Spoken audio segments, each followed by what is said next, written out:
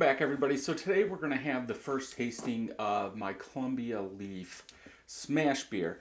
Now, I do grow Columbia hops, and it's a funny story because uh, Great Lakes hops is where I get my rhizomes. And 4 or 5 years ago, I picked up 4 of them. Then I got them home, and I noticed there was a Columbia, not Columbus. And so I I looked through my order and it said Columbia, and so I emailed them and say, "Hey, is there such a thing? Is this really this rhizome? Blah blah blah." And they said, "Nope, that's what I picked, so that's what I got." So I've never used these. This is kind of like my Chinook. It's been transplanted twice, but it's never really produced anything. Where my Centennial and my Cascade took off the first year, and it's been good ever since. Well, this is the first year that I actually had enough to pick and dry and actually use in a beer.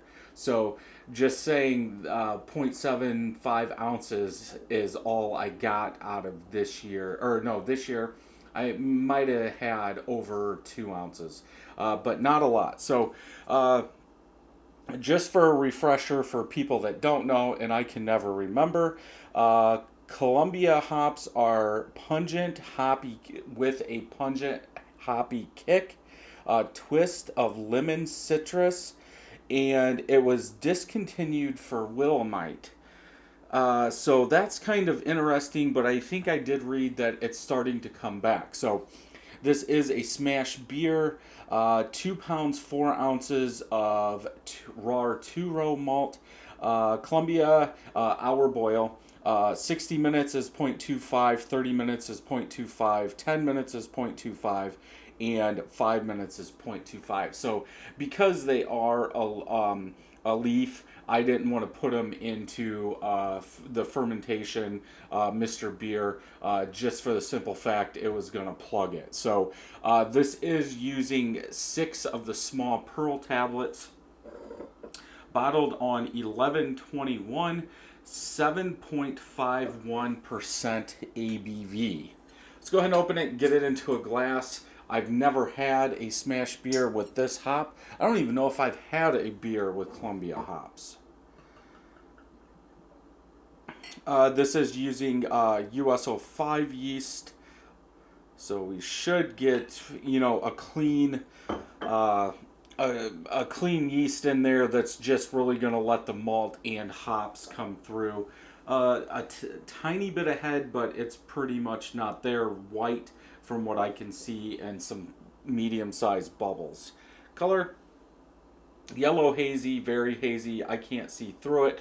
Very, very light, say, New England IPA color. Some bubbles coming up.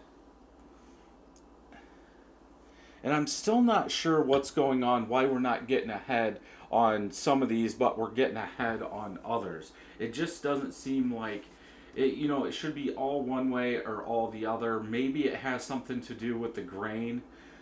But I'm sure next month this will have a head, I hope. But we'll see. Maybe I need more. I need to add 8 carbonation tablets instead of 6. Let's go ahead and smell.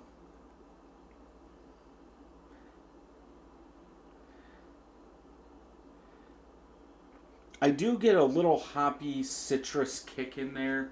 Kind of a sweet malt for over 7%. I wouldn't think you would get that much sweetness, but I am pulling up sweetness.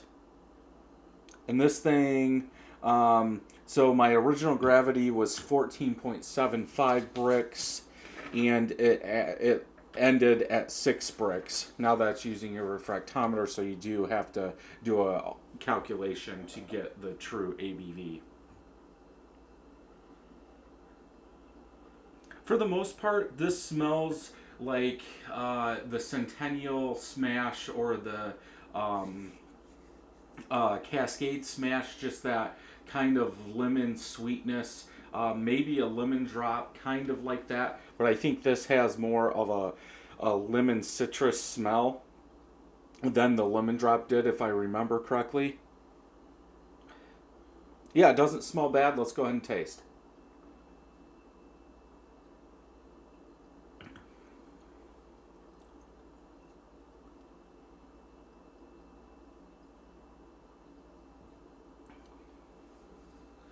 To me, it is on the very lemony, but there's a bitterness, like you're almost like if you ate the white part of the lemon skin.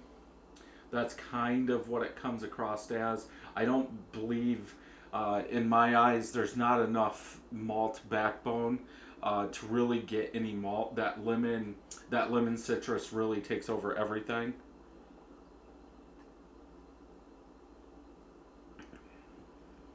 Yeah. And most of these that I'm making, I'm not looking for it to be the best beer in the world. I want to make a beer where we can get the malt and we can get the hop profile and maybe see how they play together. Now with this one, I only made a 2-row version. Um, but on a lot of the other ones, and especially the ones coming up, it's going to be like a 2-row and a Vienna, or a Marissader and a Vienna, or Marissader and a pale malt, something like that. But I think this so far, that lemon citrus bitterness is really coming out and is very powerful. I mean, even in the aftertaste, I'm getting some citrus bitterness in there. I don't think it's carved all the way,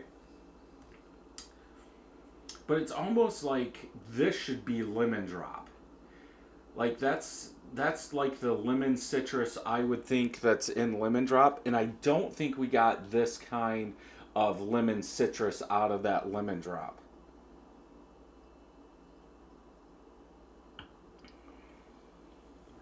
Yeah, overall, I would say this is more, as it sits right now, more of a nice summertime beer. I'm not getting that alcohol on there.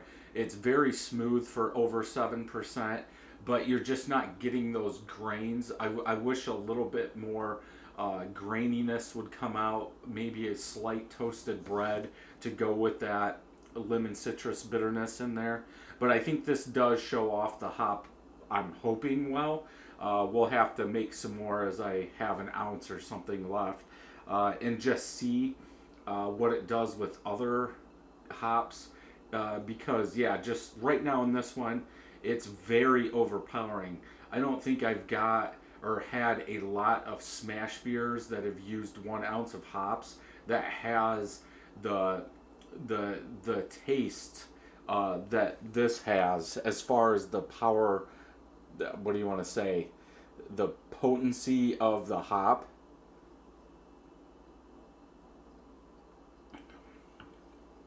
But yeah, yeah, definitely a good one right now. We'll see how well this keeps up.